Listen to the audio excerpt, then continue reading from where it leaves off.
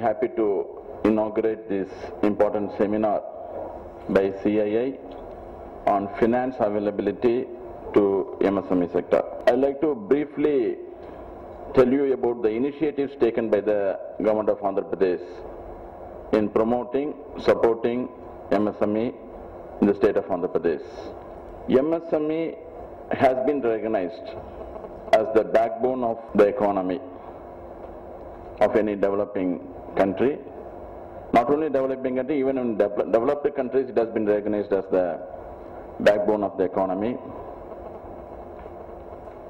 The MSME, if you take the scenario in Andhra Pradesh, 95% of the industries are in MSME sector.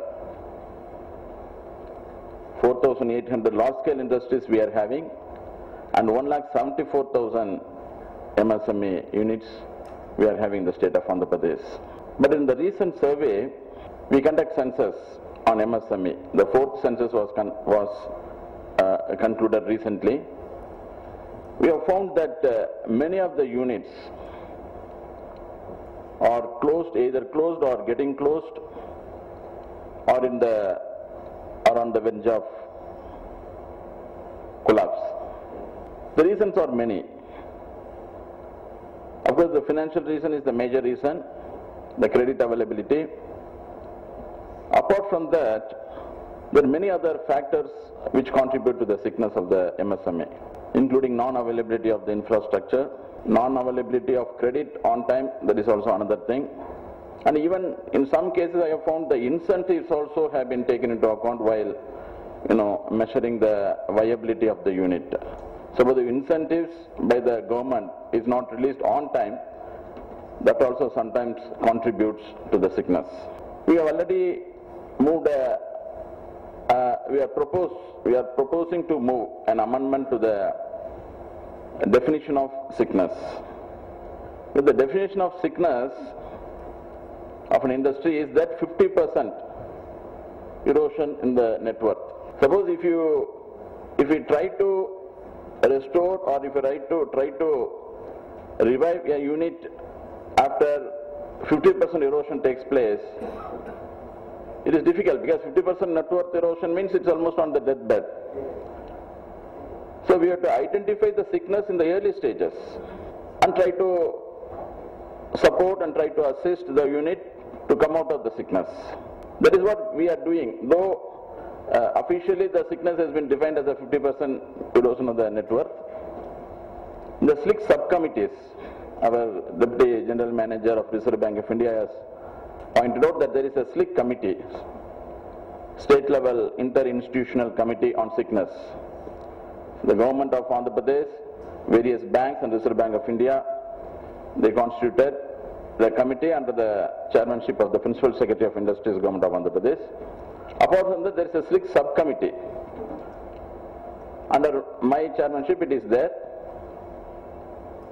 The SLIC subcommittee meets every month, and SLIC committee, the main committee, meets once in 3 months. Most of the issues are being sorted out in the SLIC subcommittee level itself. So here we are identifying. We already taken the list of non-performing, what is the NPAs, all the NPAs from the banks. So once it becomes NPA, then in the initial stage itself we should start trying to understand why it has gone into that NPA. So we started doing that, and every month we are meeting in the subcommittee, we are discussing those issues. Coming to the support of the government of Andhra Pradesh, you must be aware about the industrial policy, new industrial policy, 2010-15. It is rated the best in the country.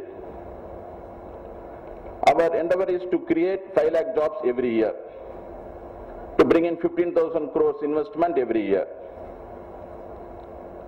During the last 5 years, the industrial growth rate is encouraging, even especially in the manufacturing sector. The annual average growth rate is around 12%.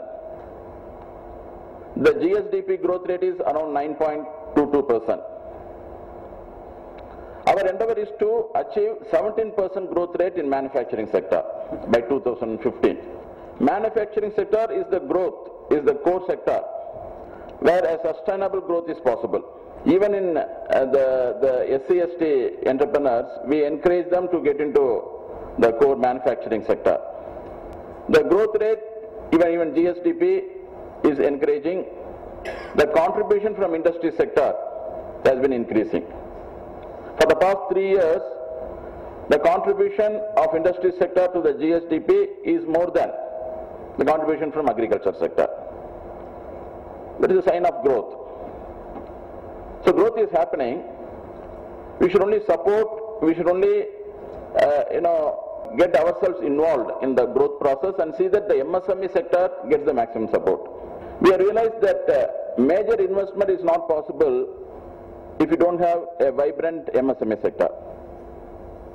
At the same time, a vibrant MSME sector is also not possible when there is no major investment. So it's both complementary.